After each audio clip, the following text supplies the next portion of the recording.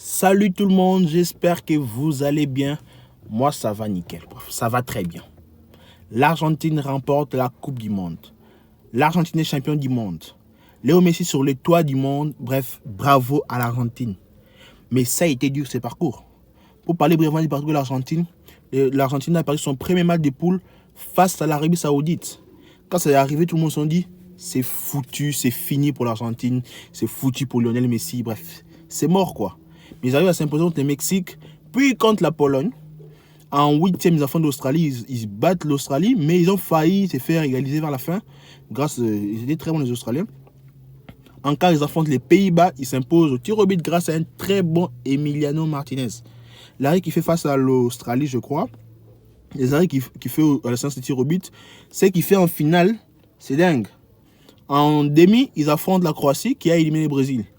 Donc, ils battent la Croatie 3-0 et sont qualifiés pour la finale. Quelle finale de dingue on a hier. France-Argentine. Messi contre Kylian Mbappé. 3 buts pour Mbappé, 2 buts pour Messi. Alors, le match, pour faire un petit résumé rapide, les matchs commencent avec... bref, la France était carrément... n'a rien fait carrément durant la première mi-temps. Même jusqu'à la 70, ils avaient 0 tir, je crois.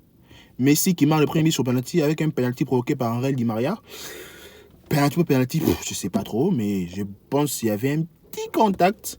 Et comme les attaquants savent toujours accentuer, ils ont bien accentué. Et il y a eu penalty, Messi qui marque. Puis Di Maria marque une très belle combinaison. D'abord, ils ont fait des meilleures combinaisons, je crois. Et une combinaison là, je crois, où ils ont failli marquer le 3e but, je crois. Où Hugo Lloris l'a sorti avec le pied ou la main, comme ça, si je ne me trompe pas. Bref, ils ont vraiment dominé le match. Et là, à la deuxième mi-temps, un joueur se réveille. Kylian Mbappé qui marque 2 buts, un sur penalty et un autre pas sur penalty en fait. Bref, c'était 2-2, prolongation. Et là, il y a Messi qui marque. Jules Koundé qui sort la balle, mais c'était carrément déjà entré à l'intérieur. Puis Kylian Mbappé qui marque sur penalty. Quel penalty! Il a tiré un de ses mains. Comment j'ai vu Mbappé tirer? J'ai dit non, frère, laisse ça commande. Laisse, je ne sais pas quel joueur là, mais il ne tire pas ses penalty. J'ai jamais vraiment été fan du penalty de Kylian Mbappé. Je trouve ça toujours bizarre, son positionnement, la course d'élan qu'il prend. Je me dis que c'est pas un très très bon tir de penalty en fait. Et là, Mbappé marque 3-3. Et là, quand je regarde les matchs, je me suis dit que c'est mieux que genre des matchs se terminent dans les temps réglementaires ou les temps ou les prolongations. Parce que s'ils vont jusqu'au tir au but, ça sera cruel pour les équipes en fait, pour celui qui va perdre ou celui qui va gagner. Bref, c'était un match très intéressant.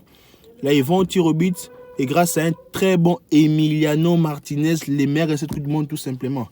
Ils arrivent à s'imposer et l'Argentine remporte la Coupe du Monde, la 3e de l'histoire. Léo Messi la remporte. Tout simplement historique. Bravo à l'Argentine, bravo à la France. On s'est régalé dans cette Coupe du Monde. Pour moi, je dirais peut-être que c'est la meilleure Coupe du Monde de l'histoire. Parce que je n'ai vécu que 2010, 2014, 2018 et 2022. Et pour moi, ça fait vachement des meilleures Coupes du Monde de l'histoire. Les amis, vous en passez en commentaire. Est-ce que c'est la meilleure Coupe du Monde de l'histoire?